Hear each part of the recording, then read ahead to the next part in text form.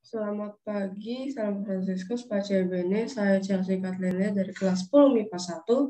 Hari ini saya akan mempresentasikan tentang kritik karya seni rupa, karya Joko Pekik yang berjudul Berburu Celeng.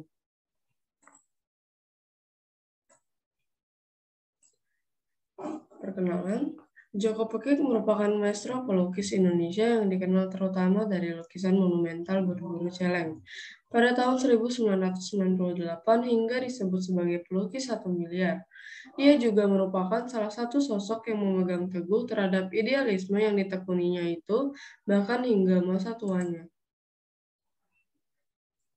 Gambaran lukisan, penjelasan gambaran lukisan Berburu Celeng tersebut memiliki gambaran jelas tentang apa yang terjadi pada tahun itu, yakni 1998. Yang pertama, lukisan tersebut menampilkan tentang seekor celeng yang besar, bulat, gemuk, dan menjijikan sebagai raja atau subjek utama dengan kondisi terbalik. Yang kedua, celeng dengan kondisi terbalik tersebut digotong dengan menggunakan bambu atau pemikul yang melengkung oleh dua lelaki busung lapar dengan goresan-goresan lekuk bentuk badan yang terlihat tulang-tulangnya, tampak kering, agak sedikit membungkuk, dan memakai pakaian seadanya. Yang ketiga, terlukis pula raut-raut bahagia dari ekspresi rakyat yang menyambut tertangkapnya celeng itu dengan pesta ria dan sukacita yang seakan meneriaki, menghujat, mencemooh celeng. Mereka juga menari, mengangkat dan mengepalkan tangan, jari-jari mereka tajam seperti ingin mencabik sang celeng tersebut. Celeng terlihat tak berdaya dan pupus. Bisa jadi celeng itu celeng yang mati pada tahun 1998.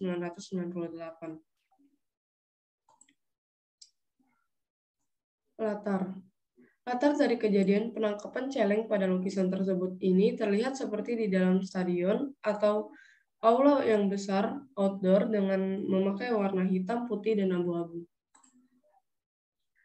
Unsur warna yang terdapat pada lukisan tersebut menggunakan warna yang agak suram, yaitu hitam, coklat, dan abu-abu, yang memberi cerita kegembiraan bersejarah di masa lampau.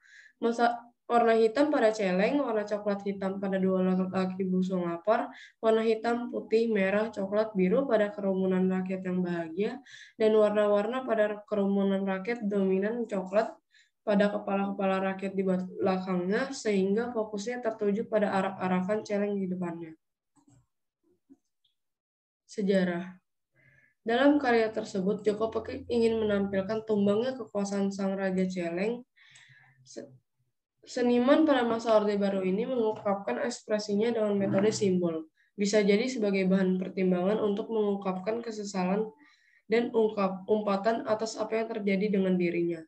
Penggambaran celeng menyimbolkan penguasa dengan kekayaannya, yang mungkin kekayaan tersebut tidak seharusnya dimakan celeng itu, namun seharusnya untuk kepentingan orang banyak, sebagai korban dari ketamakan celeng tersebut.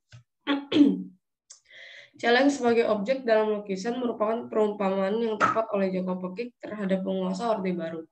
Hal tersebut dilukiskan berdasarkan hal-hal yang ia terima, yakni hal-hal yang menyakitkan hatinya. Hal ini nyata dalam perjalanannya pada masa Orde Baru ini, di mana kesewenang-wenangan yang dilakukan oleh anggota Lekra membuat Joko Pekik termasuk orang yang mendapat hukuman selama 7 tahun di penjara.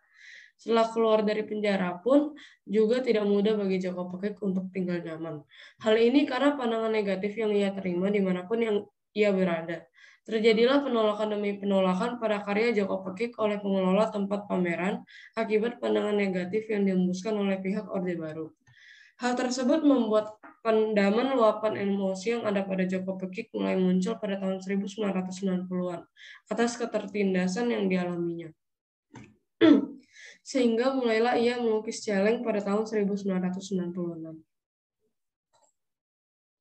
Kesimpulannya, karya seni lukis merupakan hasil kebudayaan sebagai keseluruhan pengetahuan, kepercayaan, nilai-nilai yang dimiliki oleh manusia sebagai makhluk sosial. Seniman biasanya dengan total mencurahkan dan mengekspresikan semua perasaannya tanpa ada unsur lainnya melalui sebuah karya seni lukis.